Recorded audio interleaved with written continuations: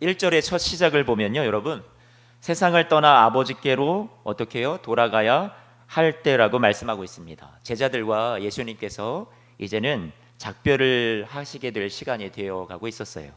그래서 이제 고별 만찬을 예수님께서 제자들과 함께 준비를 하십니다. 그런데 예수님께서 제자들을 사랑하시는데 그 식사의 자리에 예수님께서 이들을 끝까지 사랑하시는 모습을 오늘 말씀에는 보여주고 있습니다. 끝까지 사랑하셨대요. 1절 말씀을 보면 우리는 좀 말 안 듣고 못되게 굴면 관도하고 포기하는 사랑이 우리의 사랑인데, 우리 주님께서는요 끝까지 사랑하셨다 이렇게 말씀해 주고 있습니다. 끝까지라는 말, 에이스 텔로스라는 그런 원어를 쓰고 있는데, 이것은 양적으로나 아니면 질적으로나 시간으로나 총체적인 그 끝을 말하는 거예요. 그래서 모든 힘을 다 모아서 전력을 다한 그런 어떤 최대, 그리고 완전한, 그리고 지칠 줄 모르는, 그리고 쇠하지 않는, 그것이 끝까지라는 말에 담겨 있는 의미가 되겠습니다. 예수님께서 사람들을 사랑하실 때, 제자들을 사랑하실 때, 또 저와 여러분들을 사랑하실 때 이렇게 끝까지 사랑하여 주시는 줄로 믿습니다. 여러분 그것을 믿으셨으면 좋겠어요. 주님이여 여러분들을 포기하지 아니하세요. 여러분을 향한 주님의 사랑은 쇠하지 아니하세요. 끝까지 사랑하여 주신 그 사랑의 대표적인 모습으로 이제 요한은요 제자들의 발을 씻기시는 그런 예수님의 사건을 우리에게 그 증거로서 기록으로 남겨주고 있습니다. 그래서 지난주에 가족들을 끝까지 사랑하기로 결단하는 의미를 담아서 우리는 가족 세족식을 또 진행하기도 하였습니다. 용기 내서 참여해 주신 가정에게 정말로 감사드리고요. 또 이번에 함께 동참하지 못한 가정들에게는 너무 또 죄송합니다. 하고 싶어도 또 기회가 없거나 어려움이 있어서 하지 못했던 분들에게 죄송한 마음을 가지고 있어요. 더 용기를 드리고 더 힘을 실어드리지 못해서 제가 마음이 미안했습니다. 여러분 우리도 함께 이러한 계속해서 가정 안에서 서로를 씻겨주고 서로를 사랑하고 용납할 수 있는 일들이 계속해서 우리 가정 안에, 교회 공동체 안에 일어나기를 위해서 같이 기도해 주시는 저와 여러분들 되시기를 부탁을 드립니다. 오늘 3절 말씀을 보면 예수님께서 두 가지를 아셨대요. 여러분 3절 말씀에 한번 보시면요 두 가지를 아셨대요. 첫째는 무엇을 아셨냐면 하나님께로 돌아갈 때가 왔다라는 것을 아셨대요. 곧 십자가를 지시고 우리를 위해서 당신의 생명을 내어주실 것과 또 죽음에서 부활하셔서 우리의 죄악과 죽음과 마귀의 종노릇에서 해방시켜 주실 때가 이르렀다는 것을 예수님께서 아셨다라는 거예요. 그리고 두 번째 아셨대요. 두 번째 아셨다라는 것은 모든 것을 자기 손에 맡기신 것을 아셨대요. 모든 것을 자기 손에 맡기신 것을 아셨대요. 자, 예수님의 권세를 말하는 거예요. 예수님의 권세 아래 아버지 하나님께서 모든 것을 예수님에게 맡기셨대요. 예수님에게 주어진 이런 권세, 파워, 이것을 생각을 한다면 우리는 기대할지 모르겠어요. 무엇을 기대하냐면 예수님께서 자신을 팔아넘기게 만들려는 마귀와 유다를 다 물리치거나 분노를 가지고 저주를 하거나, 그게 권세를 가진 그런 사람들의 보통 모습일 거 아니에요. 그런데 오늘 예수님께서는 자기에게 이 모든 맡기신 권세가 있음에도 불구하고 그 권세를 가지고 어떤 모습을 보여주냐면 앞으로 배신자가 될 가룟 유다의 발을 씻겨주시는 모습을 보여주고 있습니다. 또 언젠가 다 예수님을 떠나버릴, 그리고 예수님을 부인하고 저주까지 할 베드로의 발도 씻겨주시는 모습을 우리에게 보여주고 계세요. 예수님께서는 자신에게 있는 권세를 가지고 사람들을 부리고 그 위에 군림하는 그런 권세로 사용하지 아니하시고요. 예수님께서는 이렇게 말씀하셨어요. 누가복음 22장 말씀을 보면 나는 너희 중에 섬기는 자로 있다라고 말씀해 주시죠. 예수님께서는요 이 제자들 가운데 섬기는 자로 그 가운데 계셨어요. 여러분들은 여러분의 가정 안에서 또 교회 공동체 안에서 이웃 안에, 동료 안에 여러분은 어떤 존재로 그곳에 계십니까? 예수님께서 발을 씻겨주시면서 끝까지 사랑하시는 모습, 그리고 섬겨주는 자로 그 안에 계셨던 것을 생각할 때 우리에게 주시는 깨달음과 교훈이 많이 있는 것 같습니다. 예수님께서 제자들의 발을 씻겨주신 사건은 기본적으로 저와 여러분들에게 무슨 교훈을 주냐면 도덕적, 윤리적인 교훈을 줍니다. 그러므로 우리도 예수님처럼 이제 서로의 발을 우리가 씻겨 줍시다. 이것을 우리가 지난 시간에 말씀을 드렸어요. 여기에서 우리가 얻을 수 있는 그런 도덕적인 윤리적인 교훈에 대해서 말씀을 나누었습니다. 하지만 예수님께서 발을 씻어 주신 이 사건은 도덕적 교훈을 뛰어넘어서 그 이상의 우리에게 주시는 영적인 메시지가 담겨져 있습니다. 신학적인 의미가 담겨져 있어요. 그래서 요한이 오늘 그것을 우리에게 알려주고 싶어서 이 사건을 기록으로 잘 남겨준 거죠. 지난 시간에 이어서 그러면 오늘은 좀 더 깊은 의미를 이 말씀에서 찾아보고자 합니다. 그래서 오늘 설교의 제목이 끝까지 사랑하시니라 2입니다. 두 번째 시간이에요. 오늘 함께 나눌 내용이 무엇인지 한마디로 여러분들에게 먼저 표현한다면 이것이에요. 발을 씻겨 주심에는 십자가가 들어있다. 다시 한번요. 발을 씻겨 주심에는 여러분이 한번 해보실까요? 무엇이 들어있다고요? 십자가가 들어있다. 발을 씻겨 주심에 십자가가 들어있다. 이게 무슨 말일까요? 발을 씻겨 주심과 십자가는 무슨 상관이 있는 걸까? 한번 살펴보겠습니다.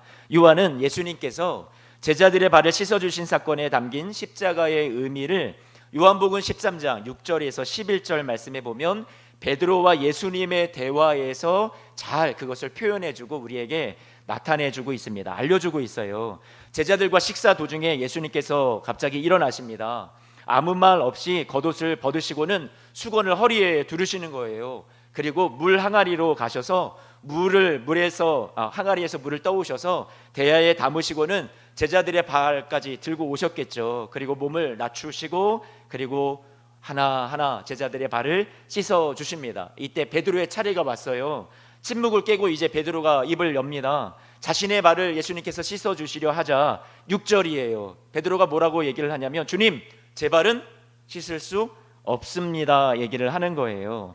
그래서 7절 말씀에 예수님께서 뭐라고 얘기하시냐면 내가 하는 것을 너가 지금은 알지 못한다. 그런데 이후에는 너가 알게 될 거야. 이렇게 말씀해 주시죠. 자, 세족식에 참여는 하고 있는데 제자들은 예수님께서 발을 씻겨 주시는 것 속에 담겨 있는 그 상징적인 의미, 그 진정한 의미는 알지는 못하는 거예요. 아직까지는요. 그래서 요한복음 13장 8절 말씀에 베드로가 내 발을 절대로 씻지 못하시리이다 하니 예수님께서 말씀하신 것이 좀 특별해요. 뭐라고 말씀하시냐면 8절 말씀, 내가 너를 씻어주지 아니하면 너가 나와 무엇이 없다고 말씀하세요? 상관이 없다라고 말씀하시는 거예요.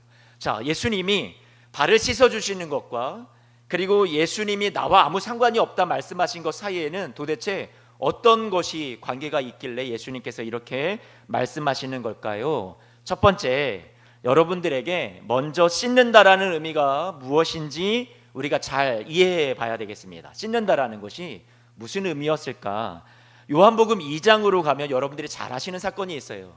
가나의 혼인잔치에 예수님께서 물 항아리에서 떠온 물을 어떻게 바꾸시겠어요? 포도주로 만드신 사건이 나오죠. 이때 사용했던 물이 바로 돌 항아리의 물이었다고 요한복음 2장에는 말씀해 주고 있죠. 이것이 무엇이라고 얘기하고 있냐면 요한복음 2장에 보면 유대인의 정결 예식을 따라 이렇게 말씀하고 있습니다. 예수님께서 지금 돌 항아리에서 제자들이 씻을 물도 갖고 오신 거거든요. 요한복음 2장에 나와 있었던 그 포도주가 되었던 물도 그 돌 항아리에 들어있던 물이었고요.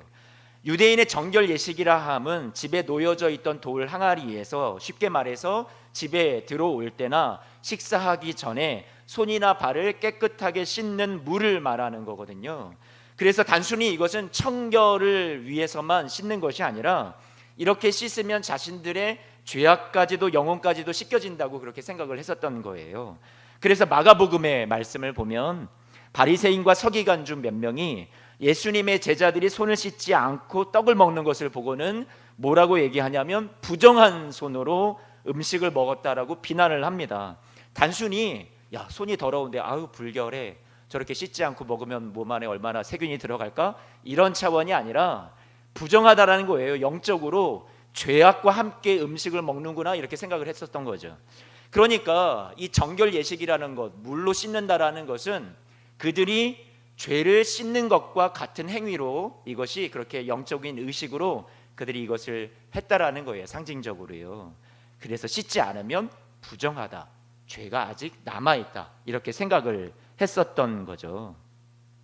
그래서 마가복음 7장 말씀에서 그렇게 부정한 손, 씻지 않는 것으로 먹는 것을 비난을 했었던 겁니다.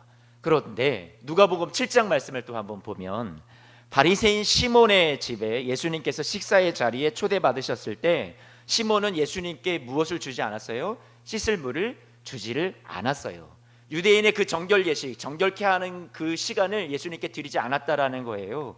이것이 또한 무엇을 의미하냐면 정결케 하는 씻을 물을 주지 않았다라는 것은 이런 뜻입니다. 우리 집에서 당신을 환대하지 않습니다.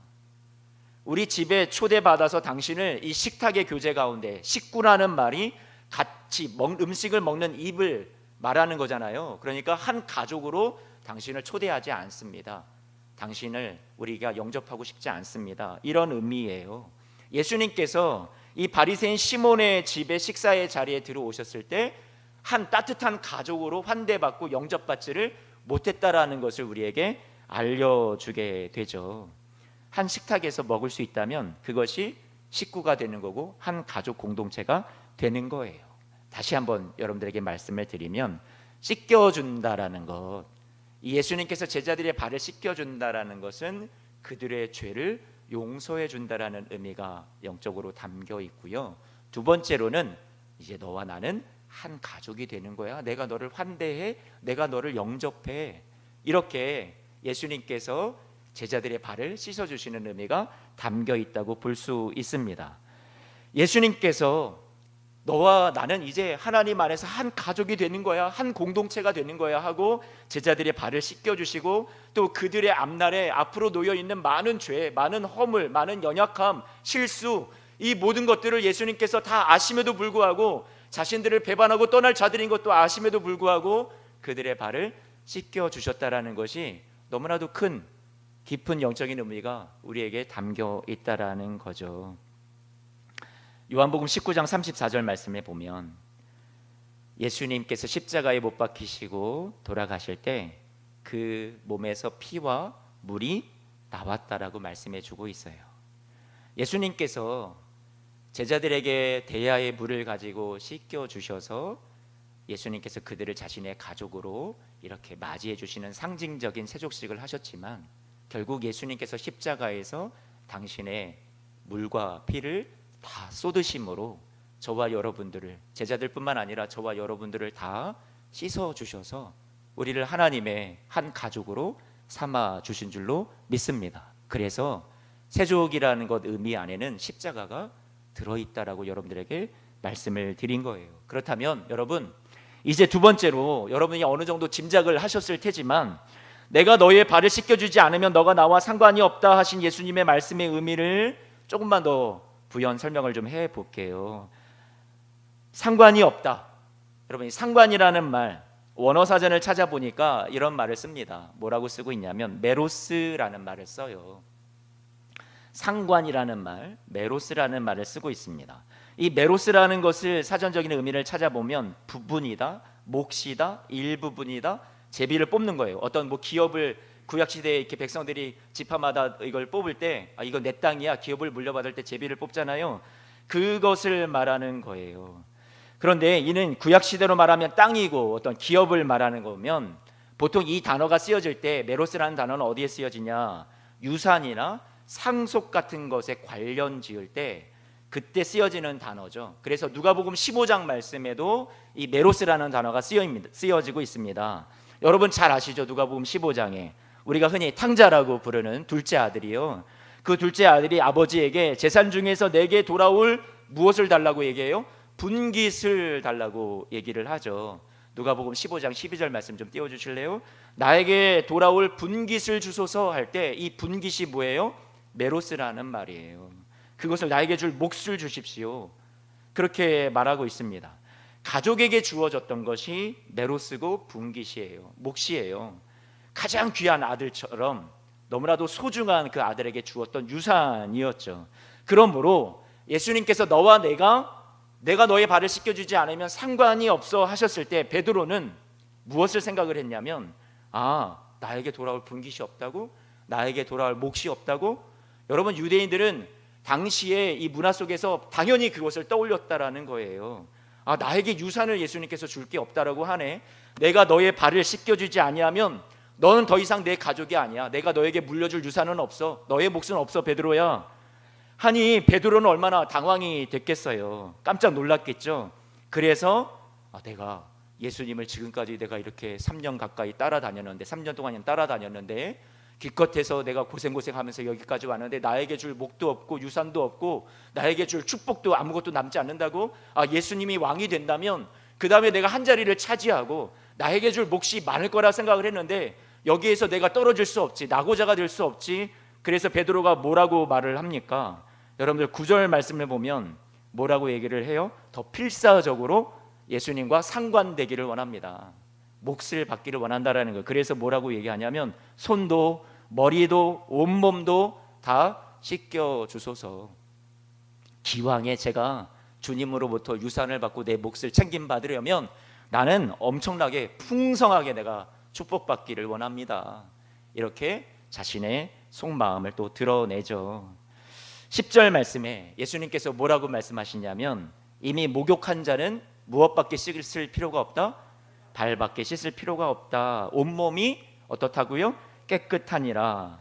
여러분, 여기서 우리가 주목해야 될 것은 이미 목욕한 자는, 그리고 어디를 이어지냐면 온몸이 어떻다고요? 깨끗하다. 거기로 이어지면 좋을 것 같아요. 원문 성경을 보면 우리가 사본적으로 이 말씀을 들여다볼 때 이 말이 많은 사본에 없어요. 그렇다면 원문에는 이것이 없다라는 것이 더 가깝다라는 거예요. 우리 성경에 나와 있는 여러분 발밖에, 이 말을 여러분 괄호 표시를 한 번만 해보세요. 펜이 있으시면 성경에 발밖에라는 말의 앞뒤로 괄호 표시를 한 번만 해보세요. 자, 그리고 괄호를 하고 우리가 10절 말씀을 한번 좀 다시 한번 읽어봤으면 좋겠는데요. 자, 원문에 없을 가능성이 더 많다라는 거예요. 발밖에라는 말을 빠지면. 자, 이렇게 한번 읽어볼 수 있겠죠. 예수께서 이르시되 이미 목욕한 자는 씻을 필요가 없느니라. 다시요. 예수께서 이르시되 이미 목욕한 자는 씻을 필요가 없느니라. 온몸이 깨끗하니라. 좀 더 부드럽게 여러분들이 잘 이해가 되시겠죠. 그렇다면 이렇게 말씀드릴 수 있어요.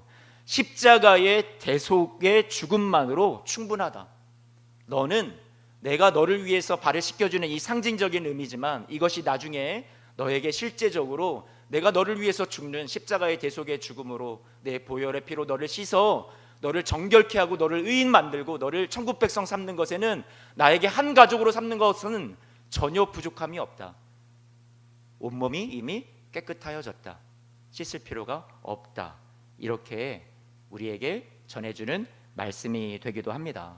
가능성이 희박하지만 만약에 이 원문에 발밖에라는 말이 들어가 있는 것이 맞다고 볼 경우에는 십자가의 대속의 죽음을 통해서 우리가 죄 씻음을 받고 나서도, 우리가 예수님을 영접하고 난 이후에도 여전히 우리의 삶의 여정에서 계속되는 죄를 범하고 있잖아요.